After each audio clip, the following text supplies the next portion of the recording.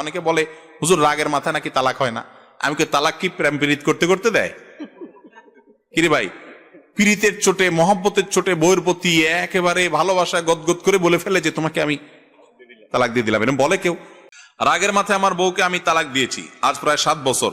আমাদের কেউই পরবর্তী সময় আর বিবাহ করিনি, আমাদের একটি ছোট বাচ্চাও আছে। এখন আমরা সংসার করতে চাই, আমরা কি আবার স্বামী স্ত্রীর রূপে সংসার করতে পারবো? ভাইরে, তালাক যদি সুন্নাত পদ্ধতিতে দেন তাহলে 7 বছর কেন, 700 বছর পরেও যদি বাইচা থাকেন দুজন, আবার নতুন করে সংসার করার সুযোগ থাকবে। একটা তালাক দিবেন। তালাক নিয়ে এখন অনেক আলোচনা হওয়া দরকার, কারণ মানুষ তালাক দিয়ে রাগের চোটে 3 তালাক তো 3 তালাক, বউরে 3000 তালাক বলে, বউরে তো তালাক বলে, বউর 14 গোষ্ঠীরে তালাক বলে, তালাক তো বলে বলে আরো কত কিছু বলে, আল্লাহ মাফ করুক। এই কাজগুলা উদ্ভট, এগুলা উম্মাদের কাজ, কোন সুস্থ মানুষের কাজ না। ইসলামের সবচেয়ে আল্লাহর কাছে আল্লাহ বৈধ রেখেছেন, যেহেতু দরকার হয়, বনিবনা না হলে সংসার ভাঙার দরকার হয়, কিন্তু সংসার ভাঙা এটা আল্লাহর কাছে সবচেয়ে অপছন্দনীয় হালাল কাজ। আবগাদুল মুবাহ ইলাল্লাহি আত-তালাক, সবচেয়ে অপছন্দনীয় বৈধ কাজ এটা। ইবলিস কিসে খুশি হয় জানেন না? হাদিস সহিহ মুসলিমে বর্ণিত হয়েছে, নবী করিম সাল্লাল্লাহু আলাইহি ওয়াসাল্লাম বলেছেন, ইবলিস তার সিংহাসন পানির উপর রেখে চেলাগুলারে পাঠায় দেয়, যা আকাম কুকাম কর। বনি আদম মানুষ আমার চিরশত্রু, এগুলার সবগুলার জাহান্নামী কাজ করায় আয়। তো দিন শেষে সবগুলা ডিউটি করে আসার পর একটা আইসা বলে, নেতাজি একটার দিয়া চুরি করাইছি আজকে আমি, এটা কোনো কাজ হলো? আরেকটা আইসা বলে, নেতাজি একটার দিয়া জেনা করাই দিছি, বুঝলাম, কিন্তু এমন আহামরি কি? আরেকটা আইসা বলে, আরেকটা কুকাম করাইছি আরেকটা কোনো মানুষকে দিয়া। একটা এসে শেষে বলে, ওস্তাদ গুরুজি আমি আজ স্বামী স্ত্রীর মধ্যে বেজাল লাগাইয়া শেষ পর্যন্ত তালাক ঘটাই দিছি। শয়তান বলে, হ্যাঁ তুমি এক কাজের কাজ করছো। তাহলে স্বামী স্ত্রীর মধ্যে সম্পর্ক নষ্ট হওয়া এটা ইবলিসের কাছে যদি এত প্রিয় কাজ হয়, আল্লাহর কাছে এটা কত অপ্রিয় কাজ হবে বলার অপেক্ষা রাখে? কথায় কথায় রাগ আসলে তালাক দিতে হবে কেন? তালাক দিতে হবে কেন? পারলে 2টা ধাক্কা দেন।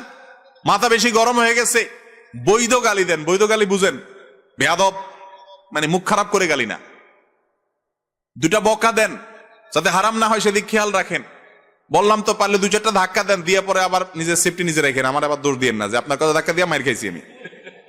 মানে রাগের চোটে আপনি অন্য কিছু করেন, তালাক দিছি এটা বলিয়েন না পুরুষরা মুখে। খবরদার। সালাসুন জিদ্দুহুন্না জিদ্দুন ওয়া হাজলুহুন্না জিদ্দুন, 3টা কাজ সিরিয়াসলি করলে যা হয়, দুষ্টুমি করে করলে তা হয়, রাগের চোটে করলে তা হয়। অনেকে বলে হুজুর রাগের মাথায় নাকি তালাক হয় না। আমি কি তালাক কি প্রেম পীড়িত করতে করতে দেয়? কিরে ভাই, পীড়িতের চোটে মহব্বতের চোটে বউয়ের প্রতি একেবারে ভালোবাসা গদগদ করে বলে ফেলে যে তোমাকে আমি তালাক দিয়ে দিলাম, এরকম বলে কেউ? আরে ভাই, তালাক দেয়ই তো রাগের মাথা। রাগের মাথা যদি তালাক না হয়, তাহলে দুনিয়াতে কোনো তালাকই আর হবে না। ঠিক না বেঠিক? হ্যাঁ, রাগটা যদি এই লেভেলের হয় যে রাগের চোটে আপনি স্ক্রু ঢিলা হয়ে এমন পাগল হয়েছেন, কি বলছেন তাও জানেন না, আশপাশের লোক কয় তুমি কি করলে, আপনি কয় আমি তো জানি না, এরকম যদি স্ক্রু ঢিলা হয়ে ডাইরেক্ট হয়ে যায়, তাহলে এটা পাগলের বিধানে চলে যায়। ওই মুহূর্তে আপনি পাগল ছিলেন, এই জন্য আপনার তালাক হবে না। এই লেভেলের রাগ যদি হয়, আর আপনি কি বলছেন ঠান্ডা মাথা নিজের মনে আছে, তাহলে চান্দু রক্ষা নাই। খবরদার, যারা বিবাহ করেন না যুবকরা শুনে রাখেন, বউয়ের সাথে ঝগড়া করে আর যা হোক, খবরদার তালাকের কথা মুখে আনবেন না। এটা এমন একটা জিনিস, উল্টাপাল্টা করে ফেলবেন, হয়ে যাবে। কোন মৌলবীর ক্ষমতা নাই ঠেকানোর। বুঝতে পারছেন? অনেক মানুষ আমার কাছে মাসালার জন্য যায়, হুজুর অনেকের কাছে গেছি, কেউই আমার বউরে রাখতে পারলো না আমার জন্য, আপনি একটু চেষ্টা করে দেখেন, ঘুরে গেরায় কোনোভাবে একটু আমার সংসারে টিকানো যায়। হাসির কথা না। একবার জুমার পরে আমার কাছে এক ভদ্রলোক মসজিদে তালাকের মাসালা জিজ্ঞাসা করতে আসছে। যখন সে বিস্তারিত বিবরণ বলছে, আমি বললাম, ভাই আপনাদের তো সংসার আর করার সুযোগ নেই, 3য় তালাক হয়ে গেছে। পুরো বিবরণ শোনার পর যখন এই মাসালা বললাম, বেচারা দেখলাম চোখ দিয়া জর্জর করে পানি ছেড়ে দিস। কারণ স্বামীরা স্ত্রীদেরকে ভালোবাসে। মুসলমান হারাম সম্পর্ক করে না, হালাল সম্পর্ক করে। এই ভালোবাসার সম্পর্কটা শয়তান রাগারাগি করে চেতাচেতি করাইয়া নষ্ট করে দেয়।